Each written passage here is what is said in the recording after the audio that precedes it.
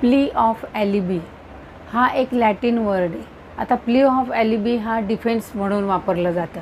याचा अर्थ काय? समजा एखादा गुन्हा घडलेला आहे आणि त्याचा आरोप एखाद्या व्यक्तीवर असेल तर ती व्यक्ती त्या आरोपापासून बचाव करण्यासाठी प्ली ऑफ ॲलिबी वापरतं।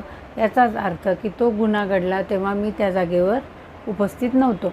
आता हे सिद्ध करण्यासाठी तो CCTV फुटेज देऊ शकतो किंवा बसची तिकीटं किंवा विमानाचे तिकीटं, दुसऱ्या गावी असलेल्याचा पुरावा किंवा त्या तिथं ज्याच्या घरी उतरलं त्यांचे साक्ष, अशा प्रकारे तो त्याचा प्ली ऑफ ॲलिबीचा वापर करू शकतो। उदाहरणार्थ समजा दृश्यम पिक्चर आपण बघितला आहे, तर दृश्यममध्ये अजय देवगणनी प्ली ऑफ ॲलिबीचा वापर केला की त्याच्यावर मर्डरचा आरोप होता की त्यांनी हे दाखवून दिलं बसच्या तिकिटाद्वारे की मी चिन्मयानंद स्वामींच्या आश्रमात त्यावेळेला होतो।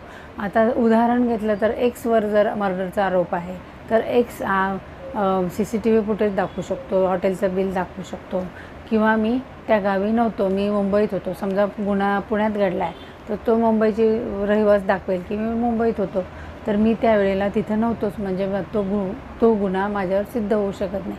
अशा प्रकारे आपण प्ली ऑफ ॲलिबी बघितलं।